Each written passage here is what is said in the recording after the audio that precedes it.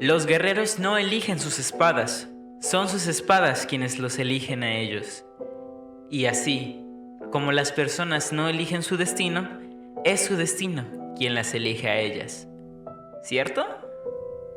Bueno, este es un fragmento de la historia del personaje que analizaremos hoy.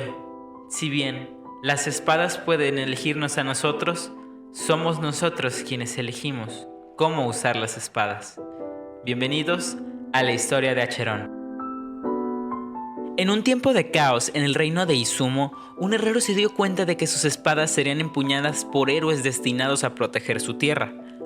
Al ver cómo una de sus creaciones era entregada a una joven guerrera, el herrero comprendió que había sido elegida para librar una guerra contra innumerables criaturas, enemigos místicos y enigmáticos que amenazaban su mundo. La gente de Izumo veía a estos guerreros como aparecidos, seres destinados a sacrificarse sin posibilidad de retorno. Y mientras la luz de la espada de la joven guerrera se apagaba, el herrero entendió que los guerreros que tomaban ese camino rara vez podían volver. Años después, entre los escritos que quedaron del herrero, se hablaba de un reino de Izumo al borde de la destrucción y de las espadas forjadas con los restos de los dioses antiguos. Sin embargo, ese mundo ya no existía. Solo los arqueólogos encontraron rastros de esta leyenda, el eco de un sacrificio inmortalizado en sombras y en lágrimas de un sol oscuro. Una figura enigmática, una sobreviviente, caminaba sola en esta verdad, una verdad estelar. Su tierra natal, alguna vez salvada, había sido borrada por sus propias manos. Con el tiempo, otros personajes cruzaron su camino. Un científico, el cual descubrió que ella podía vivir recuerdos a través de sus sueños lúgubres y profundos. En sus sueños, el científico observaba paisajes sombríos y una guerrera que, a pesar de la oscuridad, seguía combatiendo. En otro punto de su viaje, una figura llamada Frebas relató cómo esta guerrera se había convertido en su compañera de viaje en tierras de nieve teñidas de fucsia, donde cocinaron juntos y compartieron noches en silencio. A pesar de que esta guerrera no parecía tener sed de venganza, su tristeza le daba una serenidad inusual, como si entendiera su papel en este destino oscuro. Al final, Frebas dejó una carta en su memoria, sabiendo que la vida era un viaje con un destino inevitable y convencido de que ella, en su profundo y solitario camino, jamás se detendría.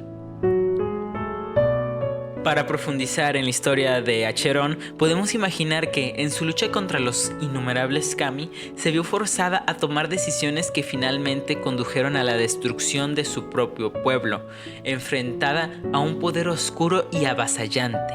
Ella buscó una solución desesperada, un acto de sacrificio devastador que sellaría tanto a los kami como a los suyos, atrapándolos en una dimensión suspendida entre la vida y la muerte. Así, su pueblo fue erradicado, pero sus almas quedaron como espíritus, vagando en un reino sombrío. Ahora, la guerrera deambula por los restos de este mundo extinto, capaz de percibir a estas almas que siguen ahí, incapaces de descansar. En sus encuentros con estos espíritus, revive la culpa y el dolor de haberlos condenado, en su intento de salvar lo que alguna vez fue su hogar. Divagar entre todas estas almas le permite paradójicamente encontrar una redención personal, enfrentando sus propios actos con valentía, dolor y sacrificio. Esta parte de la historia representa una búsqueda de expiación y aceptación al interactuar con los espíritus. Acheron simboliza el proceso de enfrentarse a los fantasmas de su pasado en un sentido filosófico y psicológico. La destrucción de su pueblo, aunque trágica, le da un propósito de responsabilidad por los que ya no están. Ella descubre que a veces el sacrificio puede traer tanto redención como perdición, y solo el viaje interno de enfrentarnos a nuestros propios errores puede darnos paz. Este personaje encarna así el arquetipo de héroe trágico, cuyo sacrificio personal es esencial para su transformación y crecimiento espiritual. Ok. Ya sabemos que el tema de tragedia del héroe es común. Esta historia ya nos la han contado 1001 veces con otros personajes. Sin embargo, aún así vale la pena reflexionar sobre esto. Podemos ver varias relaciones con religiones y culturas religiosas. Este personaje podría ser comparado con figuras como Orfeo de la mitología griega, quien desciende al inframundo para salvar a su esposa Eurídice, pero fracasa al no seguir las instrucciones de no mirarla. Ambos personajes experimentan la tragedia de intentar salvar a otros solo para ser consumidos por sus propios errores. En cuanto a lo religioso, podemos verlo como una figura mesiánica fallida, similar a la historia de Jesucristo en su sacrificio por la humanidad. Sin embargo, este héroe no tiene la glorificación final de la resurrección. Su sacrificio solo la deja en un ciclo interminable de dudas, arrepentimiento y contacto con las almas perdidas, lo que la alejan de la salvación. En la psicología del personaje podemos profundizar en varios aspectos que constituyen su conflicto interno y su comportamiento. El personaje parece estar marcado por una lucha interna constante entre el culpable arrepentimiento y el deseo de redención.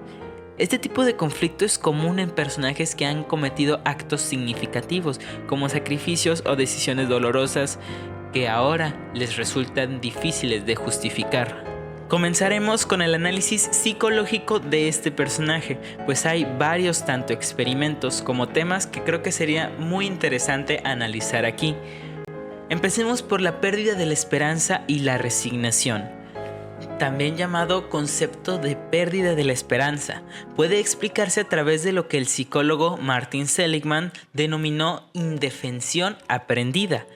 Este fenómeno se exploró en un famoso experimento realizado por Seligman y Mayer en 1967. Utilizando perros como sujetos, los investigadores dividieron a los animales en 3 grupos.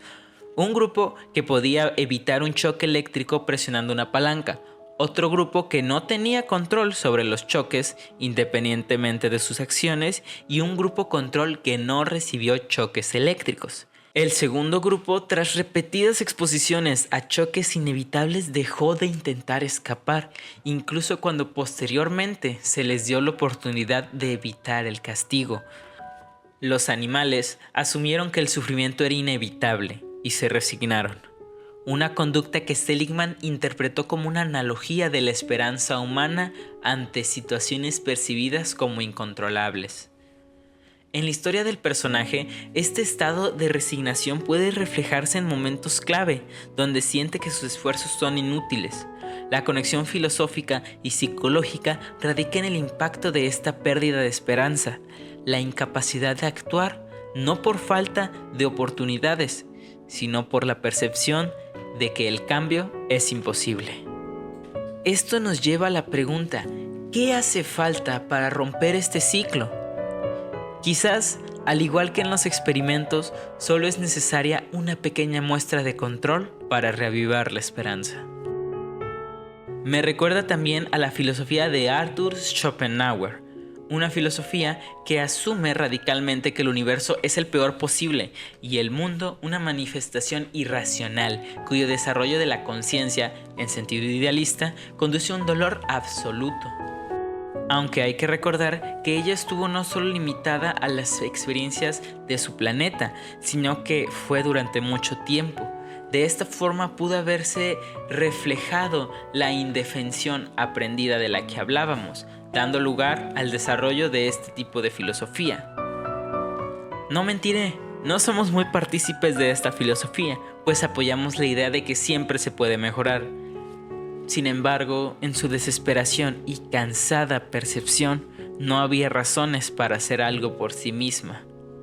Por suerte tuvo personas que le demostraron que vale la pena hacer algo por lo que tenemos.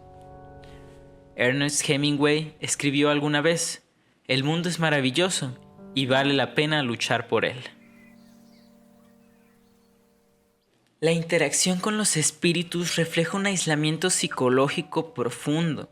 Este tipo de soledad no es solo física, sino también emocional y mental, lo que puede llevar a una despersonalización. el personaje no encuentra consuelo en el mundo de los vivos y se ve obligada a relacionarse con aquellos que ya no están.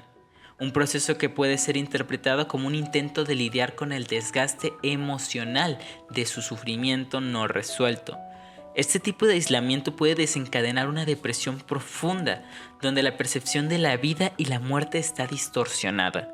Es por eso mismo su indiferencia ante los acontecimientos en Colonia Penal.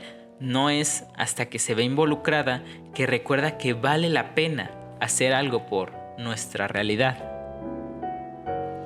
Hay que entender que no tratamos con el mismo personaje. Este es su pasado y su presente es un suceso mucho tiempo después. No solo hay que tener en cuenta un desgaste mental, sino también emocional carente de desgaste físico.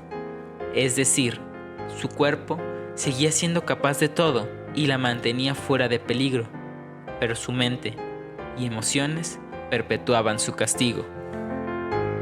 ¿Cuál sería la enseñanza que nos deja la historia de este personaje? Pues pareciera que la mayor parte de su vida fue caos, tristeza y sufrimiento. La realidad es que depende mucho de a quien le preguntes, pero creo firmemente que el final no es lo que importa. Nada es eterno y todos vamos a morir eventualmente, y nuestro pasado ya pasó. No hay nada que podamos hacer para cambiarlo. Sí, es verdad, podemos arrepentirnos por lo que hicimos, por los errores que cometimos, pero no hay nada que podamos hacer para alterarlo. Lo que importa es el siguiente acontecimiento, lo que pasará mañana, lo que pasará pasado mañana, lo que está pasando ahora es lo que podemos cambiar.